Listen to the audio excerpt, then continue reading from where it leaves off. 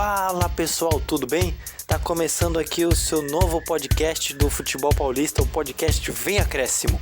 Por aqui você vai ficar sabendo de tudo o que acontece com os principais clubes paulistas, dentre os jogos, notícias a fundo, troca de treinador, rodadas, títulos.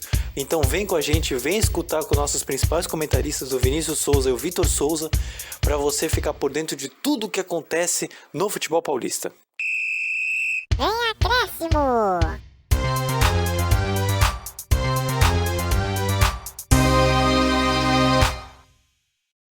Começando o nosso primeiro programa do nosso podcast Vem Acréscimo, para você ficar sabendo de tudo o que acontece com os times paulistas. E vamos passar agora mais ou menos um resumo como é que vai ser o programa. Vamos tratar dos 4 grandes, obviamente, mas do Corinthians a gente vai traçar como foi essa rodada, esses protestos, essa fase que o Corinthians está passando, que a torcida bateu no jogo, quase bateu no jogador, os jogadores saíram correndo. Vamos passar do clássico Sansão, como vai ficar o Santos e o São Paulo para as próximas partidas ao longo da semana, que tem Libertadores, e esse empate melancólico do Palmeiras que poderia ganhar, mas o Sport foi lá, aprontou no Allianz Parque, e como é que vai ficar na Libertadores e as próximas rodadas do Campeonato Brasileiro. Mas não estou aqui sozinho, estou com os meus comentaristas, vou tratar com eles sobre toda essa rodada, como é que foi, como é que vai ser, com o nosso Vinícius Souza e o Vitor Oliveira. E a gente vai começar já falando do Corinthians.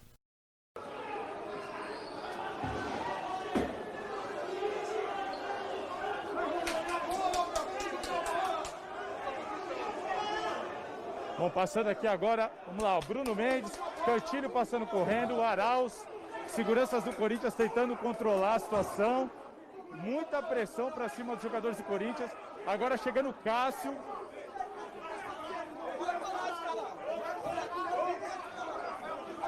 Tumulto bem grande por aqui, bem grande o tumulto, pressão maior para cima dos jogadores mais experientes.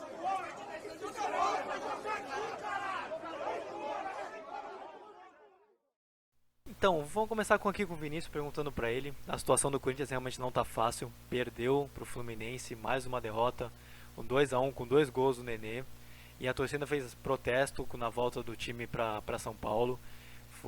A gente já colocou até o áudio já, a torcida protestando, teve jogador correndo, que eu tinha colocado na apresentação. Mas Vinícius, fala aí como é que tá a situação do Corinthians, o que causou isso pra você, se é só culpa do Thiago Nunes que foi demitido, é essa derrota pro Fluminense, como é que você acha que o Corinthians vai se desenhar daqui pra frente, porque a situação não tá fácil, e olha, o Corinthians tem que ficar de olho pra ver se de repente não vai entrar na zona de rebaixamento já na próxima. Bom dia, boa tarde, boa noite. Aqui quem fala é o Vinícius, muito bem apresentado pelo Luiz.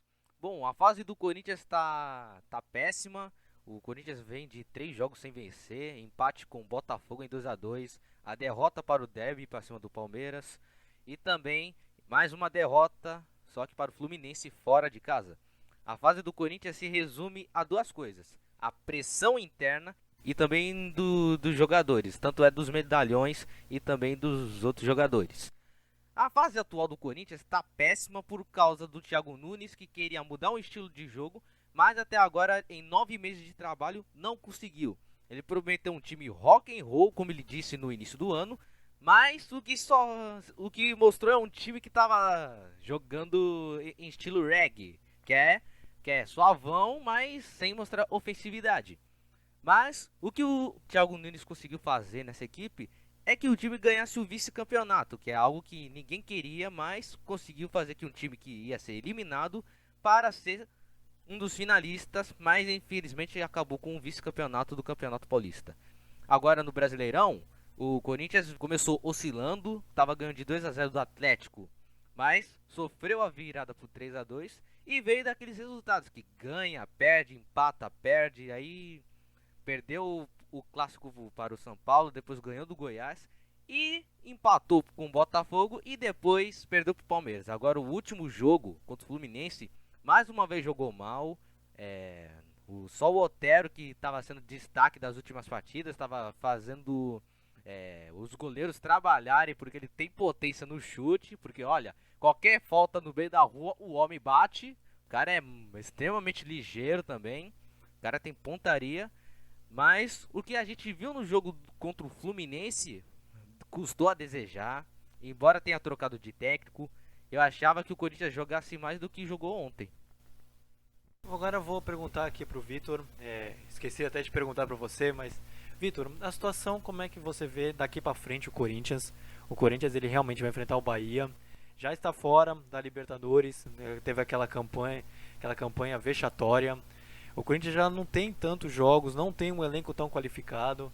Como é que você vê já as próximas rodadas e julgando já a classificação, o Corinthians está lá embaixo, é o pior. Só não é o pior time paulista porque o Bragantino está conseguindo ser pior ainda. Mas como é que você vê o Corinthians daqui pra frente, colocando tudo que o Vinícius falou até agora? Olá amigos, bom dia, boa tarde, boa noite. É um prazer estar aqui com vocês. Então, falando do Corinthians, vai ser um desafio a próxima rodada, porque final do ano tem eleição de presidente e estão falando que o Coelho vai ficar até o final do ano porque não sabe se vai contratar técnico, aí depois que acontece a eleição não vai querer ser técnico, vai mudar, enfim. O Corinthians tá um time sem padrão. Não jogou bem contra o Fluminense. O Fluminense tomou conta da partida. Mas o Coelho, ele basicamente é tipo um bombeiro. Tá lá pra apagar a chama. Os jogadores confiam muito nele, né? O próximo jogo do Corinthians é contra o Bahia, que tem um velho conhecido da torcida, que é o Mano Menezes. A gente não sabe o que vai acontecer. Espera que ou o Corinthians ganhe ou ganhe. É a única forma, porque está perto da zona de rebaixamento. O Bahia é o primeiro time fora da zona de rebaixamento. Em seguida vem quem? Corinthians. Ou seja, ganhar para os dois vai ser um ótimo resultado. Uma vitória vai, como se diz, vai melhorar a semana. E é isso, a gente não sabe ainda como que vai ser. A gente torce, vai pro Corinthians, né, tomar uma direção, tomar um rumo. Agora o Corinthians também, o Vitor colocou muito bem, eu nem lembrava dessa situação da eleição, a gente se preocupa tanto com o campo, que às vezes a gente esquece que tem fatores fora, campo, bola, para influenciar o Corinthians nessa fase que tá. Mas eu também não atribuo só a isso, muitos torcedores também colocaram protestos com os jogadores, falando que há uma panela, que a situação do Corinthians realmente não tá fácil, que foram jogadores que derrubaram o Thiago Nunes, assim como tinham derrubado o Carille em 2019. O Corinthians ele realmente não tem um padrão de jogo. Vai enfrentar um Bahia que está tão pressionado quanto o Corinthians. A torcida já fez protesto, teve troca de treinador. O Roger Machado saiu muito criticado do Bahia. E essa situação da classificação também não está fácil. Mas Vinícius, para você, como vai ficar a situação do Corinthians se de repente, vamos colocar aqui, o Corinthians ganha, ou vamos colocar nas três situações, o Corinthians ganha, perde e empata. Óbvio que o melhor resultado vai ser a vitória, porque alivia a semana, todo esse protesto. Mas eu queria que você comentasse também, além da vitória, se o Corinthians também não consegue vencer também. Como é que vai ficar a situação lá? Aí as chamas vão se alastrar. Se perder, o Corinthians vai ficar numa crise tão braba que vai sobrar até pro André Sanches. Mas o jogo contra o Bahia vai ser um jogo mais nervoso do que Peixe na Semana Santa. Agora, em caso de empate, não vai ser bom em nenhum dos lados, porque ambos estão quase na zona de rebaixamento, sendo que o Bahia é o primeiro time fora da zona. Com a vitória, seja de um ou de outro, vai ser um alívio tanto para um quanto para outro. Agora, pro lado do Corinthians, a obrigação é nada mais e nada menos que ganhar bem com um placar, por exemplo, elástico, para não afundar o clube em crise assim por falta de futebol bonito, ofensividade. Do que a gente só espera que ou o Corinthians demonstre um bom futebol ou o peso vai surgir nas costas tanto do Andrés quanto do Coelho, que mesmo estando chegando agora vai ter que consertar o time. Mas Vitor, essa daqui o Vinícius comentou, traçou muito bem a situação da situação do Corinthians. Mas eu queria para você perguntar dessa vez a situação do time. Quem tem mais culpa, ou quem teve mais culpa, já que o Thiago Nunes foi eliminado? Foi eliminado? Não, foi demitido. O Corinthians, pelo time que tem, porque também muita gente critica, falando que... Porque, teoricamente, se a culpa fosse só do treinador, o Corinthians teria comido a bola, utilizando a gíria, contra o Fluminense e teria ganho e ganho bem, porque o time do Fluminense também não é muito forte, não é um elenco tão qualificado. Talvez seja até melhor que o do Corinthians, mas não é tão melhor. Mas quem tem mais culpa? Foi o Thiago Nunes Ou é um elenco do Corinthians também que não é tão forte e não dá pra sonhar tanto, ou pelo menos ter a pressão que os torcedores estão pondo achando que o clube tá tão mal. Quem há um mais culpado, há um menos culpado? Dá pra apontar pra alguém? Como é que você avalia essa situação, pelo menos do time? Então, Luiz, pra mim, nessa situação, não sei se tem culpado. Eu vou colocar os fatos assim. O Thiago Nunes foi contratado pra mudar o estilo de jogo do Corinthians. Beleza. Pediu as contratações. Tá. Mas não se viu alguma melhora. O time foi foi aquém. A maioria dos jogadores não era que o Thiago Nunes queria para implementar o que foi lhe pedido a ele. Olha, e o time do Corinthians, ele, pelo que eu vi do jogo de ontem, não, como posso dizer, não tinha muita técnica. Você não via nada de diferente assim. A maioria dependia tudo dos chutes do Otero e algumas jogadas ali. Só pra você ter uma noção, o único jogador de velocidade ontem que o Corinthians tinha era o Everaldo. E só pra fazer um adendo rapidinho, eu gostei muito quando o Coelho ele agiu no jogo, no primeiro tempo. Ele viu que tomou 1 a 0. O que que ele fez? Ele tirou os 3 volantes, ele tirou um volante que ele entrou com 3, né? E tirou o Ederson e colocou o Everaldo. Ou seja, pô, tava perdendo de 1 a 0, eu vou botar o time pra frente. Ali eu comecei a ver que falei, opa, o cara viu que tava dando tudo errado? Não. Eu vou fazer uma alteração pra ver se consegue mudar alguma coisa.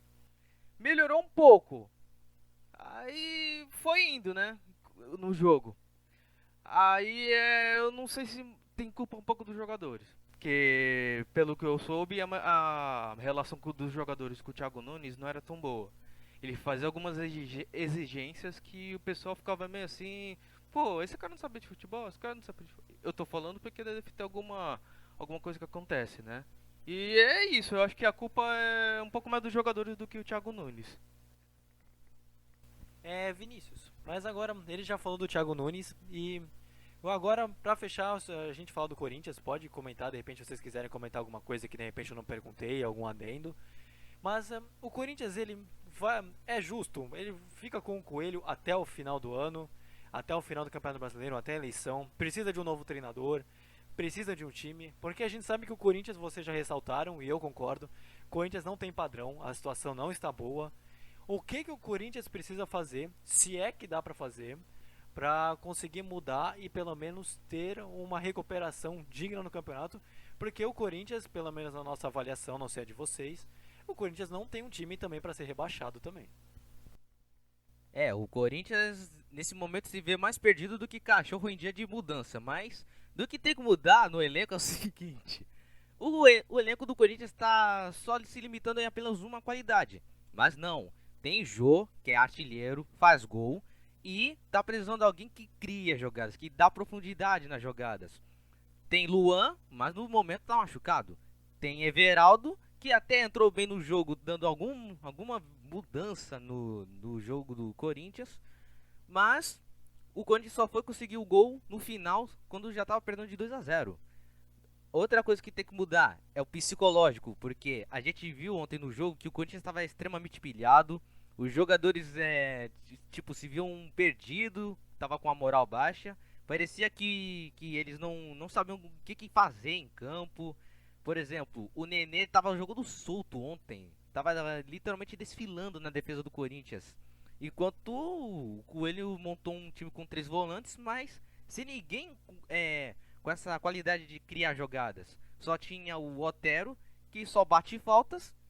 Tinha o Gustavo Silva, que ontem tava...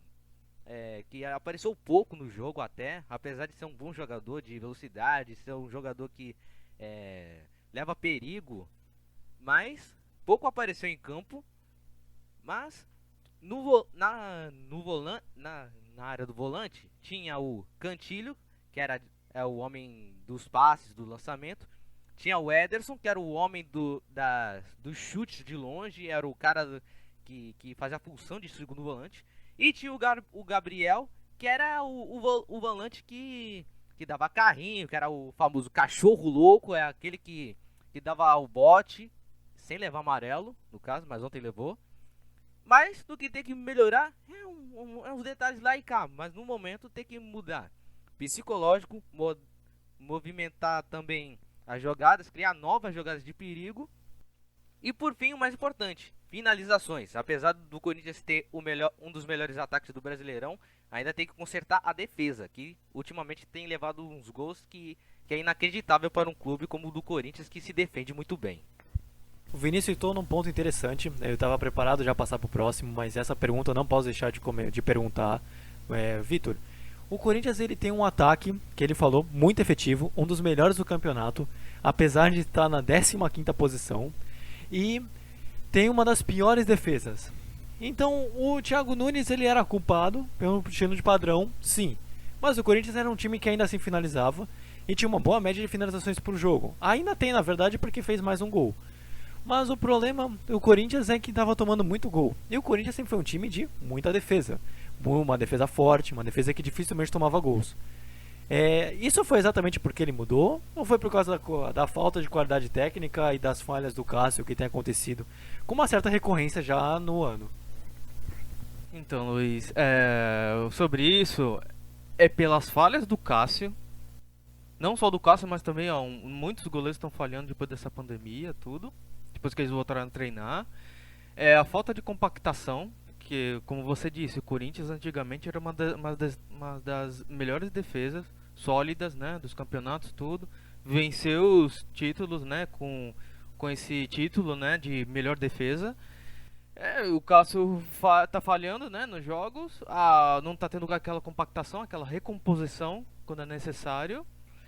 E é isso, fica muito espaçado entre linhas. É por isso que tá tomando muitos gols. E aqui lançou uma notícia de que o Jô, que foi punido por 2 jogos de suspensão depois de um ato hostil contra Diego Costa do São Paulo naquela partida de domingo às 11, onde o atacante agrediu o Diego Costa do São Paulo. E agora já vamos passar para o nosso próximo time, que é o São Paulo. Então, a pergunta, como você frisou bem do resultado do desempenho, é mais uma questão que sempre se coloca como se fosse uma coisa contraditória em resultado. Então, as pessoas não gostam muito do futebol, não gostam muito do trabalho, gostam do resultado só de quem ganha. A única coisa que a gente tem na vida é um pouco mais de chance de ganhar quem joga bem, quem tem bom desempenho. Então, se citou que são 4 jogos, uma vitória, a gente podia colocar que se dos últimos... A gente teve 3 vitórias seguidas, depois teve uma derrota, teve um bom desempenho no segundo tempo do Fluminense. E passando agora já a frase do Fernando Diniz, a gente colocou uma pequena introdução do que ele achou do jogo do Sansão. Já quero perguntar pro Vitor como é que para ele foi o jogo. São Paulo empatou em 2-2, saindo na frente 2 vezes com um gol de Gabriel Sara e tomando 2 empates na Vila Belmiro. Mas eu queria perguntar pro Vitor sobre como é que foi para você a análise do jogo, como é que foi a partida para você, se você achou justo o placar, se o São Paulo merecia ganhar, se o Volpi teve falha. Muita gente comenta, torcedores, analistas comentam que o Volpi teve uma parcela de culpa nesse empate do São Paulo. Mas eu queria que você passasse, queria que você discorresse, fizesse uma análise para você de como foi a partida na Vila Belmiro, considerando também, se você já quiser aprofundar, porque o São Paulo já vai ter também Libertadores já, e poderia ter até encostado também no líder, que é o Internacional. Então, Luiz, sobre o São Paulo, se o Volpi fizesse o feijão com arroz, ele não teria tomado o gol. Se ele fizesse o feijão com arroz com a barreira, fazer a barreira certinho, ele não teria tomado o gol e o São Paulo teria ganhado. Então, sobre o jogo, Luiz, foi pra mim o melhor jogo da rodada, junto com Botafogo e Vasco. Foi 3-2 pro Vasco. O primeiro tempo foi muito bom do São Paulo. São Paulo foi muito eficiente nas chances que teve, com o Gabriel Sara. E o segundo tempo foi melhor pro Santos, né? Que o Santos foi pra cima em busca do empate. E depois do apagão que teve na Vila Belmiro, né? Dos refletores, deu uma camada nos ânimos, tudo. O Santos se concentrou e arrumou um empate. Pra mim, o melhor em campo foi o Gabriel Sara, né? Por ele ter feito os 2 gols, por ele ser alvo de críticas da torcida do São Paulo, né?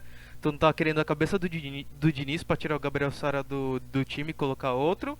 E pra mim o decisivo foi o Marinho, né? Pela cobrança de falta. E pra mim o pior em campo foi o Luan Pérez, né? Que o Gabriel Sara roubou a bola dele, do domínio dele e partiu pro gol. E o Volpi, né? Que acabou sendo decisivo no clássico, né? Fazer o que, né? Faz parte. E só rapidinho, os próximos jogos o Santos é terça-feira, 9h30 da noite na Vila Belmiro contra o Olímpia. Isso é pela Libertadores. O São Paulo é quinta-feira, às 7 horas, no Morumbi, enfrenta o River Plate, né? E sobre esse jogo do São Paulo e River Plate, o São Paulo tem uma grande vantagem. Porque o São Paulo joga desde agosto, começo de agosto, e o River Plate ainda não jogou na temporada oficialmente depois de que voltou aos treinos por causa da pandemia. Então o São Paulo tem vantagem por causa do preparo físico e está mais preparado. E fazendo um leve retrospecto de clássicos, o Santos em clássico teve 3 derrotas e 2 empates. O São Paulo em clássico teve 2 vitórias e 3 empates. Olha, pelo jogo, o jogo foi muito bom mesmo, foi bem elétrico. E eu, analisando o jogo assim por São Paulo, o importante é somar. O São Paulo tá brigando lá em cima. O importante nesse momento é somar. Independentemente se seja 3 pontos, 1 ponto, tem que somar. Porque olha só o que aconteceu na rodada. O Inter perdeu, o Flamengo perdeu, só o Atlético ganhou. Ou seja, o São Paulo não se desgarrou, ainda tá lá em cima. Ou seja, então, pelo que aconteceu, o importante é somar. Independente se seja 3 ou 1 ponto. Se o Volpi é aquilo, se o Volpi fizesse o beabá, eu acho que o São Paulo não teria perdido, né? O Santos não teria empatado. Ponto para o Fernando Diniz, por ter insistido no jogador, do Gabriel Sara, e ele jogou bem pra caramba. E é isso. Muito boa análise, muito boa. Fez um retrospecto geral realmente da situação do São Paulo. Mas eu queria já comentar com o Vinícius já. Você citou toda essa parte do Volpi. O Volpi, pra mim, realmente falhou. Foi uma falha. Não se abre em barreira daquele jeito, indiferente do jogador. Porque abre a possibilidade dele chutar pro gol. Porque ele poderia ter feito um esquema melhor. Mas fala aí, Vitor, você quer comentar rapidinho? Não, é só rapidinho. A fase do Marinho é tão boa, mas tão boa que o cara chuta de qualquer lugar, entra. Ou seja, o cara tá numa fase iluminada. O cara fala, não, abre a barreira, faz a barreira ao contrário, vai que eu vou pegar. Mano, a fase do cara, velho. O cara chuta de qualquer jeito e vai pro gol. Então, tá explicado, é por isso. Mas, então, justamente eu ia chegar nesse ponto. Mas o Volpi, eu acho que indiferente se fosse Marinho ou não era pra ter feito aquela jogada. Porque ele arriscou, ele cometeu realmente um risco. E pior pra ele é que a bola foi em cima dele, né? A bola realmente passou do lado dele. A bola de repente não pegou aquele pombo sem asa e foi na gaveta. Não, a bola realmente ela pegou uma curva que saiu a 2 metros, 1,5 metro dele. Mas Vini, a situação realmente é que o Volpi, assim como um pouco do Cássio, realmente já foi um grande jogador. É ainda, mas tem cometido falhas que muitos São Paulinos apontando até para colocar no banco de reservas. De repente pode ser uma crítica mais ferrenha. Mas, Vini, pra você, resume essa falha do Volpi e como o Volpi vem nos últimos tempos. Ai, Thiago Volpi. Essa falha do Thiago Volpi foi mais ridícula do que ver o Tarzan com meias. Porque, olha, esse tipo de gol nunca se toma. Nem com o Cássio, nem com o Volpi, nem com o Manuel Neuer tomaria esse gol, gente. Mas, olha, esse Marinho tá vivendo uma fase iluminada. Tá estilo Pelé, hein? Mas não é pra tanto, hein? O que pesa também pro Thiago Volpi é que é o seguinte, ele já havia falhado no clássico contra o Corinthians, que ele tomou o gol do Ramiro. Era uma bola que dava pra pegar, mas a bola passou por debaixo dele, mas... Enfim, né? O chute do Marinho, apesar de ter posto efeito na bola, foi em cima do Volpi, dava pra ter dado ou uma manchete ou ter pegado a bola com a mão mesmo. Mas a bola passou literalmente do lado dele. Foi a mesma coisa, tipo assim, é o novelo de lã, passou, não deu pra pegar. É uma coisa que o Fernando Diniz, ele meio que se atrasou na hora de fazer. Assim, o jogo tava 2-1 pro São Paulo, e o Santos tava naquela pressão, tudo. O que eu faria? Eu tirava o Hernanes, colocava o Luan pra dar aquela protegida, pra dar como é que eu posso dizer? Pro Santos não atacar muito. Ataca e sai no contra-ataque ou afasta. Dá aquela segurada. E ele fez isso só depois que tomou o gol de empate. Mas agora vamos falar um pouco mais de tabela, jogos adiantes. O São Paulo tá realmente agora perdeu a segunda posição, foi segundo quando acabou o jogo, agora está em terceiro por causa do Atlético Mineiro, que ganhou sua partida contra o Bragantino. E foi um jogo que acabou sendo decepcionante, nem tanto, por causa que o São Paulo estava na frente, tomou um empate, mas empate em clássico fora de casa não é um resultado tão ruim. Mas o São Paulo ele poderia ter dormido talvez até mesmo se não na liderança, pelo menos ali perto, colado já com o Internacional. Isso pode afetar para a próxima rodada? Já vou soltar essa pergunta para o Vitor. Isso pode atrapalhar na próxima rodada? Ou isso pode acabar atrapalhando até mesmo na Libertadores? Agora eu vou fugir um pouco do jogo e vou tratar mais para frente. Isso pode atrapalhar, de repente, o andamento do São Paulo para a Libertadores, por ter tomado um empate com falha do Volpi, essas coisas. Isso pode realmente atrapalhar para a próxima rodada do Brasileiro e na Libertadores? Então, Luiz, eu acho que não. Que eu acho que agora é hora de mudar a chave. Que o São Paulo tá numa boa posição do Campeonato Brasileiro. E assim dá mais foco para Libertadores. Ele vê que a situação do brasileiro, tá tudo bem, tô lá em cima. Agora é virando a chavinha porque é o River Plate, né? A gente não tá falando de qualquer time, é o River Plate. E é aquilo que eu disse antigamente. A vantagem do São Paulo com o River é que o São Paulo tá jogando mais assim os jogos do que o River. O River, a situação na Argentina tá muito pior que aqui no Brasil. Então é isso que o São Paulo tem que tirar proveito da parte física dos jogadores diante do River Plate. E agora o São Paulo, também pelo Brasileiro, na próxima rodada, já vai enfrentar pela próxima rodada o Internacional, que é justamente o líder do campeonato. Mas assim, tudo bem, daqui a algumas rodadas, o São Paulo vai fazer ainda jogos pela Libertadores. Se eu não me engano, o próximo jogo já é contra o LDU de Quito, né? Mas assim, pensando no Brasileiro, ou pelo menos fazendo uma análise já para a próxima partida. Vinícius, para você, o São Paulo vai jogar agora contra o River Plate, depois contra o LDU de Quito e contra o Inter. E já enfrentou o Santos. É para você a prova de fogo para o São Paulo para saber até onde pode chegar na Libertadores? É uma prova para o Fernando Diniz para saber até onde ele pode chegar como um grande treinador? Pegar um River Plate que tá mais perigoso que Barbeiro com Soluço. É um time muito forte, mas que, olha, não vem jogando, né? Porque o futebol argentino ainda não retomou as atividades, só tá nos treinamentos. E vai pegar um São Paulo que tá bem treinado, bem armado. Mas olha, River Plate, Libertadores, os caras são brabo, hein? Então tem que prestar atenção, é foco total tanto dentro de casa quanto lá na Argentina. E no caso, tanto com os outros clubes, como a LDU, agora que vai jogar fora de casa contra a LDU, vai ser uma tarefa difícil, porque é a questão da altitude, é o desgaste. Às vezes jogar lá naquela altitude do Equador é difícil. Agora imagina lá no Monumental de Núñez, que é o caldeirão da América do Sul. E o São Paulo, agora vamos passar agora já para Libertadores. O São Paulo vem de uma vitória e uma derrota, não está numa situação fácil, ainda mais porque você não tem um rival tradicional como o River Plate. E o São Paulo já tem 2 jogos seguidos já pela fase de grupos. O São Paulo tem atualmente 3 pontos. E como você acha Vitor, qual você acha que é a tua próxima perspectiva para o São Paulo? Traça um panorama, como você acha que vai ser os jogos, se o São Paulo tem chance de vitória, se não tem. Fale para o nosso torcedor que está nos ouvindo, São Paulino, o que você acha desses 2 próximos jogos que são decisivos para a Libertadores e para o São Paulo. Então, eu espero que o São Paulo ganhe, que ele ganhe bem. Porque o River sofreu algumas baixas, o Lucas Prato se lesionou, então, né? O LDU perdeu, acho que o Antônio Valência, se eu não me engano.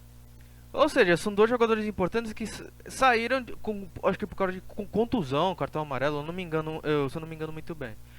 Aí é a chance do São Paulo fazer umas boas partidas. Na minha percepção, eu torço pro São Paulo, né? E bem, porque o São Paulo tá mais tempo jogando do que esses 2 outros times. A preparação física tá muito melhor. E aquilo, tem que ficar de olho, porque Libertadores é outro negócio. Libertadores é outra página. São partidas muito difíceis. A concentração tem que ser alta. E o São Paulo não vai poder contar com o Luciano, né? Que o Luciano veio do Grêmio, que teve aquela briga com o Internacional. E ele foi suspenso pelos 3 jogos que restam. Então, até o final da fase de grupos, eu acho que o Luciano joga a última partida contra o Binacional no Morumbi. Bem, tudo bem, mas Vini, a última pergunta já pra gente já passar pro Palmeiras. Muita gente comenta do Fernando Diniz, colocando que ele é um técnico superestimado, subestimado, se é um grande ou não grande treinador. E ele tá fazendo o que a gente acredita ser o melhor trabalho dele pós Audax, que foi quando ele se revelou pro futebol brasileiro. Não só essa sequência de jogos, mas faça uma pequena avaliação rapidinho de como é o trabalho dele e de como essa sequência de 3 jogos pelos dois da Libertadores enfrentando o Inter, que é o próximo jogo do Campeonato Brasileiro, o quanto isso pode o afetar ou ajudar para ele pro andamento no andar do São Paulo. Em resumo do trabalho do Fernando Diniz, ele chegou no São Paulo no ano passado para suprimir a vaga do técnico Cuca, que pediu demissão depois do empate em 1-1 contra o CSA no Brasileirão do ano passado. E o São Paulo estava naquela sequência de empate, de derrota, estava vindo numa posição nada agradável, estava beirando a zona do rebaixamento. Chegou o Fernando Diniz, até conseguiu bons resultados, conseguiu levar o time para Libertadores, mas o povo adora pegar no pé do técnico. O Diniz já estava sendo contestado, mas não era de hoje, e também nem quando ele chegou ele estava sendo contestado, porque são escolhas erradas, são reforços, algumas vendas, algumas que não tem explicação direito sobre valores, e também do estilo de jogo que tá fazendo os torcedores são paulinos de ter um ataque cardíaco, que é aquele lance de toque no pé, começa a bola com o goleiro, depois toca pro zagueiro para ir para lateral para fazer lançamento pro meio campo, para depois tocar pro lateral, para depois chegar no atacante para fazer o gol. É uma jogada que tá todo mundo tipo adorando, mas ao mesmo tempo tá matando todo mundo do coração. Mas todo mundo critica, mas enfim, dá certo. Agora, nessa sequência que vai pegar o Inter, O River Plate, a LDU e o Inter. é uma sequência pesada, vai pegar logo o River Plate, que é perigoso, ainda dentro de casa. Vai pegar a LDU fora, que também não é uma missão tranquila, jogar no Equador, porque lá é embaçado, entre termos. E ainda vai pegar o Inter, atual líder, que tem Thiago Galhardo como artilheiro do campeonato, que o cara, olha, tá jogando aquela bola, hein? Tá fazendo gol de... Não é que eu posso fazer uma comparação que ele tá fazendo, que tá numa fase que nem do Marinho, mas o cara tá fazendo o dobro de gols que tá fazendo no ano passado, uma média de gols altíssima. Obrigado, Vinícius, pela sua análise. E agora já vamos passar para o Palmeiras já. Os jogadores percebem quando o árbitro tá equivocado, dos dois lados, né? Se você ver a coxa mandar tirar uma foto da coxa do Wesley, você vai ver que a expulsão do jogador do Sport foi merecida. Eu acho que, já como falei anteriormente, acho que a expulsão do Zé Rafael foi para compensar a expulsão do jogador do Sport, numa reincidência de falta que, a reincidência, como eu falei, não quer dizer que tem que ser o cartão amarelo, uma falta. Só se mereceu o cartão. E não foi uma falta para merecer cartão. Agora, já passando já pro Palmeiras, a gente já colocou já a frase lá do Luxemburgo, dele criticando a arbitragem, mas antes de começar, eu gostaria que vocês fizessem uma análise. Vou começar aqui com o meu parceiro Vinícius aqui. Vou pedir para que ele dê um leve comentário sobre como foi mais ou menos a partida, esse 2-2, nessa rodada tão estranha, onde os principais times que estavam no topo da tabela não venceu. O Palmeiras, ele jogou depois, foi o último time do top 5, vamos colocar assim, da classificação do Campeonato Brasileiro a jogar. Então ele já tinha uma certa noção dos resultados, do que poderia acontecer, no que aconteceu. E ainda assim acabou sofrendo um empate no Sport, que o Jair Ventura vem fazendo um bom trabalho, conseguiu um empatezinho. Mas para o Palmeiras ficou um gosto amargo pela situação do Sport que vive, mas também pelo que poderia alcançar caso tivesse ganho por 2-1. Fala aí, Vini, como foi a atuação para você no Palmeiras? Bom, Palmeiras empatou em 2-2 contra o Sport. Foi um jogo até que movimentado, foi um jogo até que o Sport controlou bem as ações. Tanto é que quando o Palmeiras estava se vendo melhor no jogo, pênalti pro Sport e gol do Iago Maidana. O Palmeiras chegou ao empate após uma falha bizonha do Sander com o gol do William Bigode. E Quando a gente via que o primeiro tempo já estava acabando, o Palmeiras virou com um chutaço do Zé Rafael, que, meu amigo, se tem uma pessoa que estava sendo criticada no elenco, era o logo Zé Rafael. Foi isso, 2-1. A situação só piorou quando o Sport teve o Sander expulso. Já falhou no gol do Palmeiras e, para piorar, foi expulso. Mas no segundo tempo, o Palmeiras foi para cima novamente, mas mesmo assim, aproveitando com um jogador a mais, perdeu o Zé Rafael com 13 minutos do segundo tempo. Mas com 18 minutos, Lucas Mugni foi ressuscitado do Sport e empatou o jogo. O jogo ficou morno depois disso. Palmeiras perdeu muitos gols, Sport se fechou ainda mais. O time do Jair Ventura. E Palmeiras perdeu a chance de ser vice-líder. Foi um jogo até que precisa conversar com o Luxemburgo também, que andou com raiva, né? Ele soltou agora há pouco a frase mais polêmica, mais quente, uma frase mais quente do que uma frigideira sem cabo. É, só colocar a frase agora, o momento só do Zé Rafael que fez um golaço. E aí pode pôr aí editor, né, nosso editor aqui, colocar o Zé Rafael tomando aquela ducha d'água do irrigador. Foi muito bom, põe aí, vocês vão escutar rapidinho. É difícil acertar um chute daquela felicidade ali. Acabei pegando bem na bola, acabou caindo na gaveta atrás do goleiro. Foi um lance muito feliz. Em relação ao jogo, acho que a nossa equipe começou muito forte. Acabou cometendo um pênalti ali, uma bola difícil, né? Uma bola confusa. Na nossa visão não foi, lance de disputa, mas paciência, nossa equipe teve poder de reação novamente. Caraca! Rapaz, o sistema de irrigação pegou a gente aqui de cheio. A nossa equipe teve poder de reação para continuar em cima, para tentar pressionar a equipe do Sport, que veio jogar fechada aqui e insistiu tanto que acabou compensando com 2 gols. Agora, passado o Zé Rafael, vou perguntar agora aqui pro Vitor, colocando já de volta sério, né? Como é que foi pra você do Luxemburgo? A gente comentou, não quero deixar de comentar de todos os treinadores aqui do futebol paulista. É a situação do Luxemburgo, que não vem jogando um futebol bonito, aquele futebol envolvente, que nem jogou o Jorge Jesus ano passado, que nem joga o Sampaoli, que está fazendo tanto no Atlético quanto no Santos, mas ainda está invicto, não perdeu ainda, é um treinador de técnico de jogos grandes, ganhou do Palmeiras, mas eu queria que você fizesse uma pequena análise, porque o futebol, o desempenho não é muito bom, mas os resultados estão vindo e o Palmeiras está numa boa classificação, poderia estar melhor se tivesse ganho do Sport, mas eu queria que você fizesse uma pequena análise de como está o trabalho do Luxemburgo até agora. Na minha opinião, o trabalho do Luxemburgo está sendo bom. Aqui no Brasil, a gente vê mais pelo resultado e depois vê o desempenho. O pessoal quer de imediato o resultado. Pra mim, os resultados do Palmeiras estão bons. Só empatando empatando em casa com o Sport é que não foi muito o resultado que o torcedor palmeirense queria.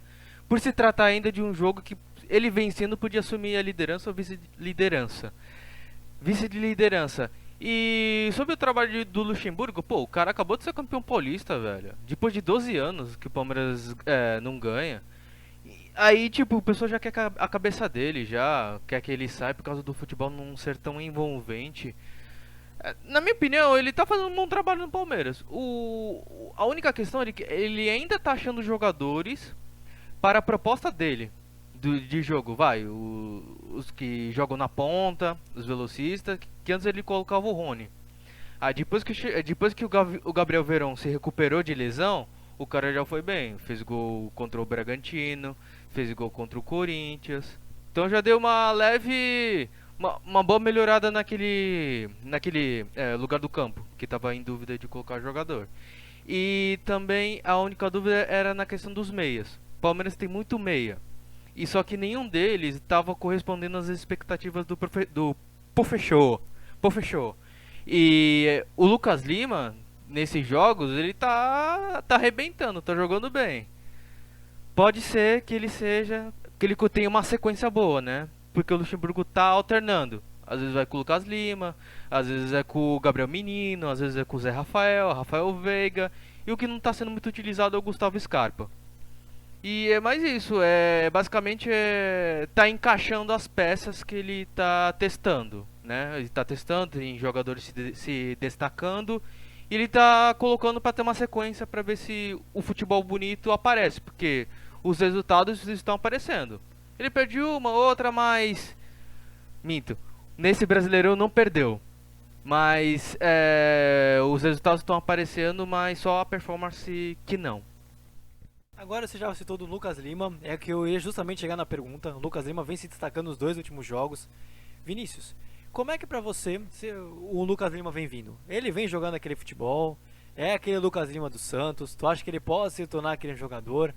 É muito cedo pra poder avaliar, porque ele foi muito bem no clássico contra o Corinthians e também veio bem contra o Sport, apesar de não ter ganho. Como é que você tem avaliado essa situação do Lucas Lima? Você acha que ele pode se tornar aquele jogador que já foi no Santos? De repente, pode jogar um futebol parecido? O que você acha? Foram épocas distintas pro Lucas Lima. O Lucas Lima do Santos era de um jeito. Ele dava assistência, fazia gol e ainda por cima era extremamente elogiado. Agora no Palmeiras foi outra. Já são 3 anos de Palmeiras e o que o Lucas Lima conseguiu é a proeza de ficar literalmente 1 ano sem marcar um golzinho sequer com a camisa do Palmeiras. E esse jejum foi quebrado no ano passado quando jogou contra o Vasco em São Januário. Mas Lucas Lima finalmente está se reencontrando em campo, porque ultimamente ele não vem apresentando um bom futebol. Não estava sendo aquele mesmo Lucas Lima do Santos de 2015, 2016, que fazia gol em clássico, que dava passe para gol. Mas recentemente o Lucas Lima está se reencontrando e pode ter tudo que o torcedor do Palmeiras espera dele. Tipo, o dinheiro que investiram nele é pra isso, vai ele fazer gol de falta, pra pelo menos trazer mais uma Libertadores pro Palmeiras. Vitor, e o Palmeiras agora tem uma rodada, tem um jogo a menos comparando com todos os outros clubes. Tem 9 rodadas, uma rodada foi adiada. Mas assim, indiferente um pouco da avaliação de quem for. O Palmeiras ele tem um elenco qualificado, ele consegue jogar, tem capacidade para jogar bola, ser o campeão brasileiro junto com o Flamengo. Muitos colocam como o segundo melhor elenco, porque o Flamengo tem mais jogadores de estrela. Mas você acha que o Palmeiras, ele com uma rodada a menos, pode conseguir uma virtual liderança? Porque agora tem 17 pontos e o Internacional tem 20 com 10 jogos. Só que não iria empatar em pontos, só que tem menos vitórias e tem um saldo pior. Mas assim, o Palmeiras cola, chega no líder. E mesmo com uma rodada a menos. Se o Palmeiras ganhar ou de repente fizer uma boa sequência, essa rodada a menos pode fazer diferença pro andamento pro campeonato futuro? De repente passando jogos? Pra mim sem dúvidas, o Palmeiras sempre vai brigar lá pelas primeiras posições, independente de ter uma rodada a mais ou uma rodada a menos. A questão vai ser daquela equilibrada, né? Porque o Palmeiras está na Libertadores, está no Brasileirão. E o Palmeiras tem um bom elenco, o Palmeiras tem um bom time titular, bom time reserva. Eles dão a opção pro Luxemburgo fazer aquele rodízio, né? Para ser um bom time na Libertadores e um bom time no Brasileiro. Em relação a esse jogo a menos, pode sim fazer a diferença no final do campeonato. Porque o Palmeiras sempre vai brigar pelas primeiras posições, só que não pode tropeçar, que nem foi contra o Sport, né? O Palmeiras tem que abrir o olho, né? Porque contra o Corinthians, jogou muito bem, dominou o tempo inteiro o Corinthians, tudo. Aí todo mundo já pensou, contra o Sport no Allianz Parque vai ser de boa, vai ser um placar 3-0, 4-0. Não foi bem assim, né? Foi 2-2. Em relação à arbitragem, pra mim a expulsão do Zé Rafael foi bem feito. Porque no primeiro cartão amarelo, ele parou o contra-ataque do Sport. Até aí tá ok. Já no segundo, ele ia sair ele tava com o domínio da bola, ele ia sair em escapada, só que ele com o braço esquerdo bateu no peito do cara. Aí o cara fez aquela coisa de colocar a mão no rosto, tudo, né? E ele acabou expulsando. Aí eu acho que a arbitragem foi bem. Cadê o segundo amarelo e foi expulso. Eu ia chegar até essa parte da arbitragem, mas você já comentou. Tudo bem, foi bem. Eu acabo discordando, eu achei que não foi suficiente para vermelho. Mas tudo bem, acontece.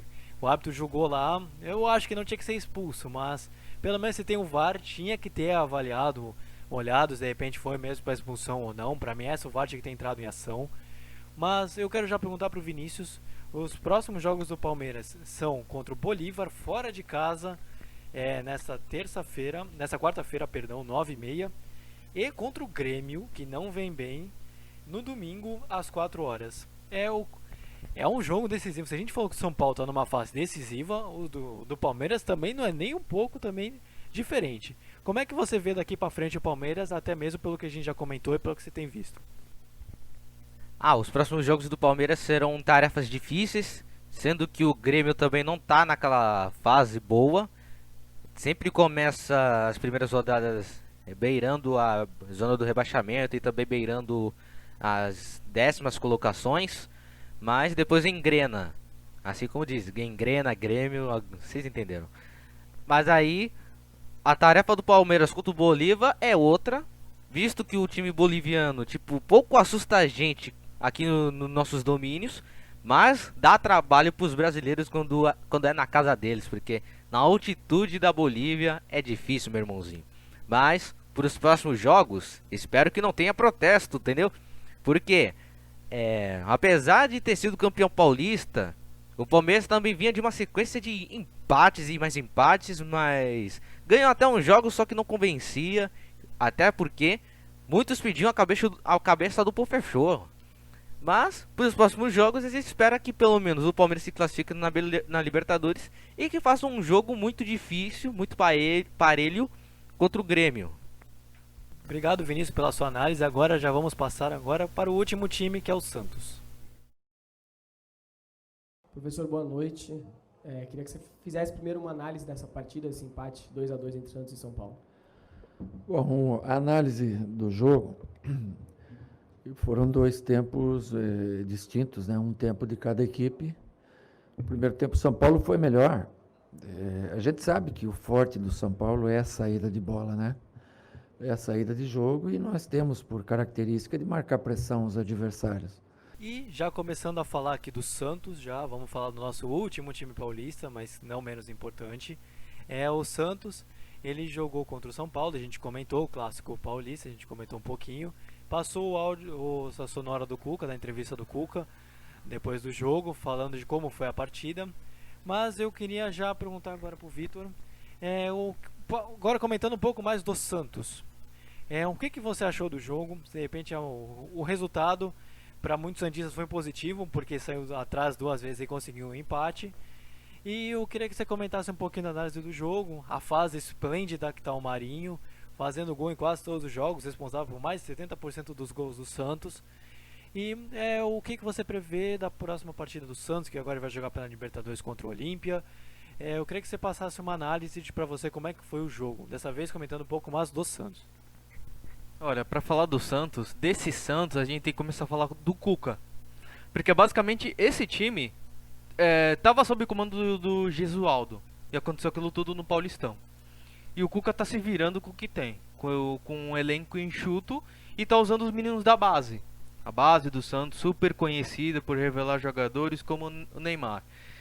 Olha, o jogo do Santos contra o São Paulo foi bem legal, foi bem bom. São Paulo foi eficiente nas chances que teve.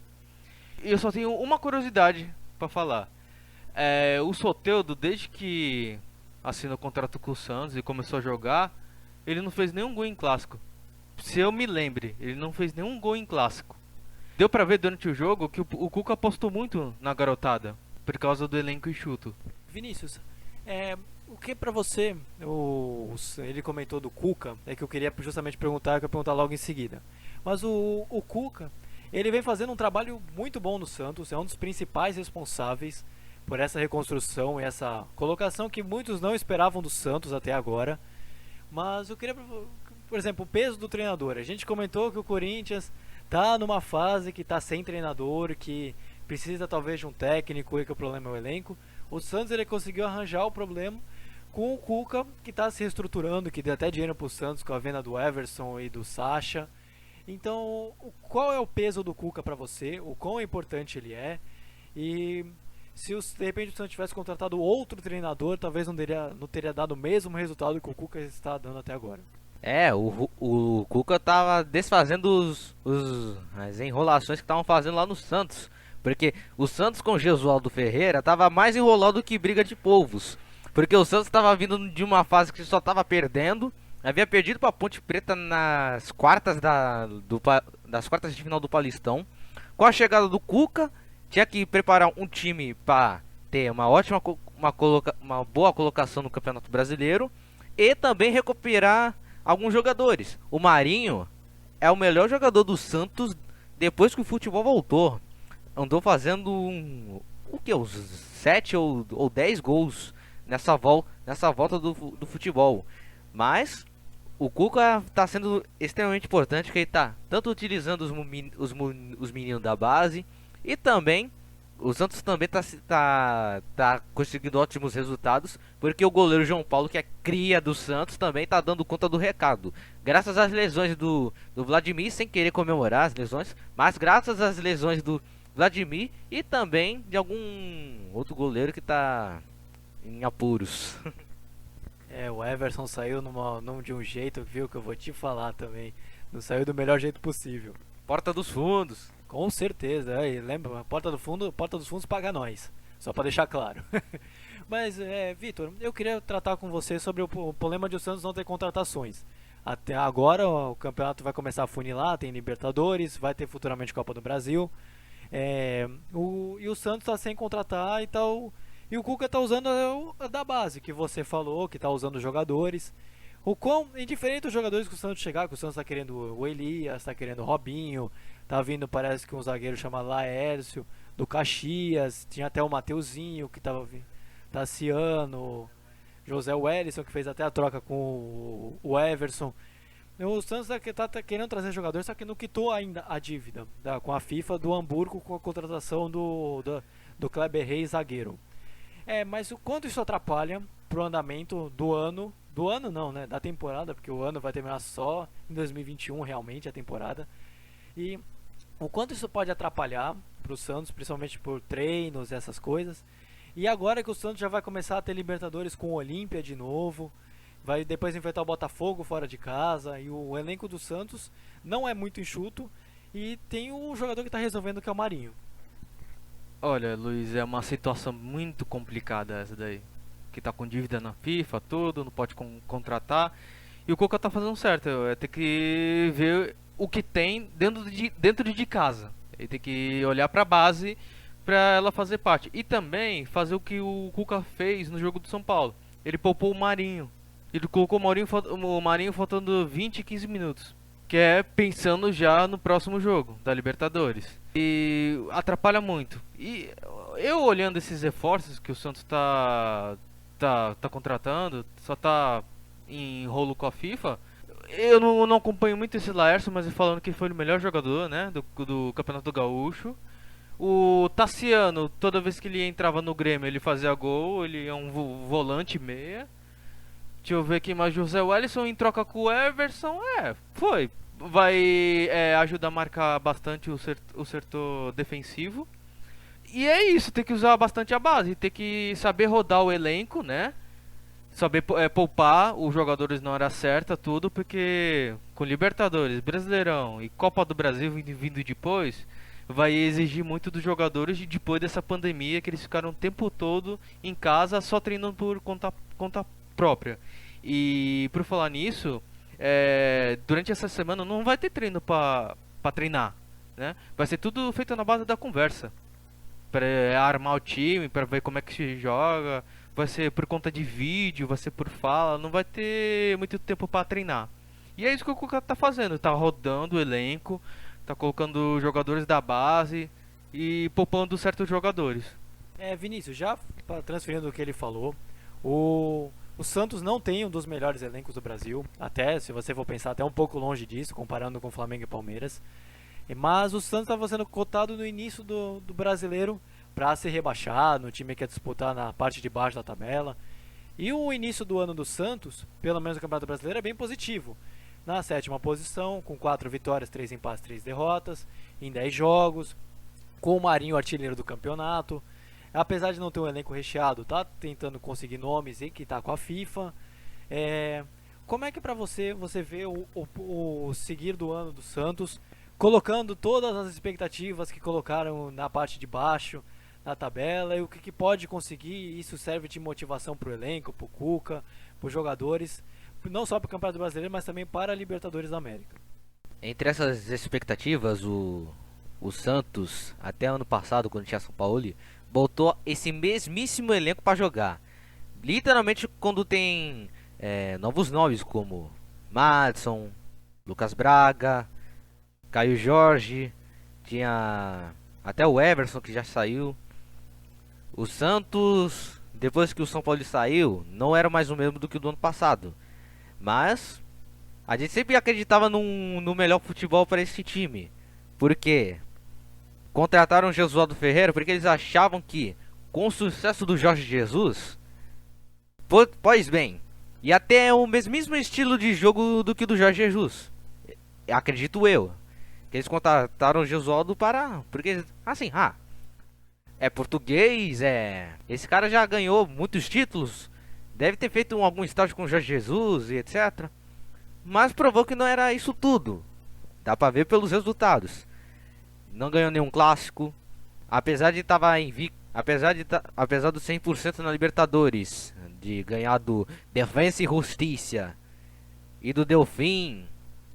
Pelo menos o Santos tá de olho aberto até a Libertadores. E também antes da paralisação, é claro. Mas depois disto, a fase só piorou. Porque começou a perder mais jogos, tomou aquela virada do Novo Horizontino, que eu nunca imaginei que o Santos ia tomar aquela virada. Mesmo jogando na Arena Corinthians, mas tudo bem, o adversário não era o time local, mas enfim. Pegou a Ponte Preta, do João Brigatti, tomou a virada de 3-1 por causa da bola aérea, da bola parada, que vem atormentando os santistas. A cada gol que o Santos toma é de bola parada. Mas o Cuca tá consertando a casa, tá consertando o posicionamento da defesa, tá consertando o Soteldo, pelo menos para ele cresça. O Carlos Sanches também, até o meu ver, não tá jogando. Ele tá aparecendo em campo, mas ele não tá fazendo gol. Ele tá extremamente diferente do que no ano passado, que terminou 2020 como um dos artilheiros da equipe santista, com 17 gols por aí. Mas no futuro esperamos que o Santos continue assim, em sétimo ou em quinto, ou até, se puder, brigando pelo título, porque contrariando alguns comentários que seria lutar pelo rebaixamento, ou que vai lutar pela Sul-Americana até. Mas esperamos disso para os próximos meses do elenco santista e do Cuca. Já passando já pro Vitor, já fazendo a pergunta. Tirando o Corinthians, todos os times agora vão ter Libertadores no meio da semana. E o Santos, ele, pelo menos pelos resultados, vem numa boa fase. 2 jogos, 2 vitórias, e agora tem um jogo em casa contra o Olímpia, que é em teoria o clube mais forte do grupo, mas que se ganhar, chega já a 9 pontos, é praticamente uma classificação garantida. Porque um empate, normalmente chegando a dígitos duplos numa fase de grupos, é o suficiente para se classificar. E depois, pelo brasileiro, pega o Botafogo, que fez um bom jogo contra o Vasco.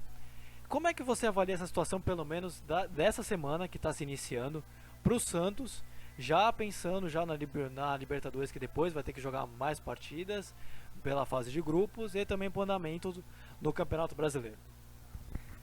Antes de acrescentar uma coisa sobre o Santos, no Olímpia tem o Adebayor, né?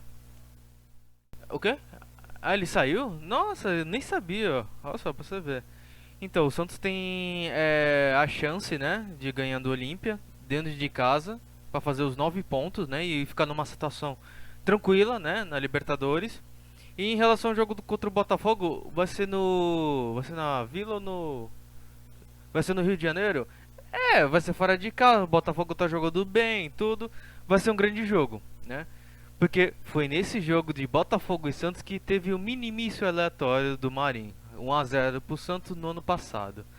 Olha, a expectativa vai ser de um grande jogo, né? E é aquilo que eu tinha falado, o Santos vai ter que rodar o elenco, porque são partidas bem difíceis. É o Olímpia, né? Não é qualquer time, é o, acho que é o tricampeão da Libertadores, paraguaio, né? O Olímpia. E o Botafogo que vem jogando bem, só que não vai tendo resultados, né? É um time que joga bem, você vê que, né, tem o Calu, o Honda, vai jogando bem, tem o Babi também, só que não tá tendo resultado. Então, né, vai ser um grande jogo esse Botafogo e Santos no Engenhão, Newton Santos. Agradeço a todos que nos ouviram nesse nosso primeiro programa. Agradeço ao Vitor, agradeço ao Vinícius pela participação, pelos comentários. Obrigado pela participação de todos. Vocês que nos escutaram. Já sabe, né? Se você puder, quiser, deixa o seu like no nosso vídeo no YouTube. Siga a gente no Anchors, no Spotify, no YouTube. Compartilha nossos vídeos, nossos podcasts. E o Vinícius, ele falou que quer fazer uma frase aqui. Ele falou que quer deixar uma frasezinha pra gente aqui pra fechar o programa. Fala aí, mano, qual é a tua? Agora o nosso programa é assim. A cada final do programa, cada um vai ter que trazer uma frase de humor. Mas, começando aqui comigo, vou começar com uma frase famosa de um ator desconhecido, que é: o difícil, como vocês sabem, não é fácil. Então, tchau, tchau a todos. Acabou o programa, então, tchauzinho, Vitor. Tchau, tchau. Valeu pela oportunidade. Valeu, pessoal. Obrigado por vocês nos escutarem. Espero que o nosso podcast vai sair sempre terça-feira. A gente vai deixar anunciado certinho nas nossas redes sociais. E obrigado a todos que nos ouviram. Valeu, pessoal. Tchau. Não se esqueçam de nos seguir nas redes sociais que estão aqui na descrição. Beleza, galera? Tchau, tchau e até o próximo programa.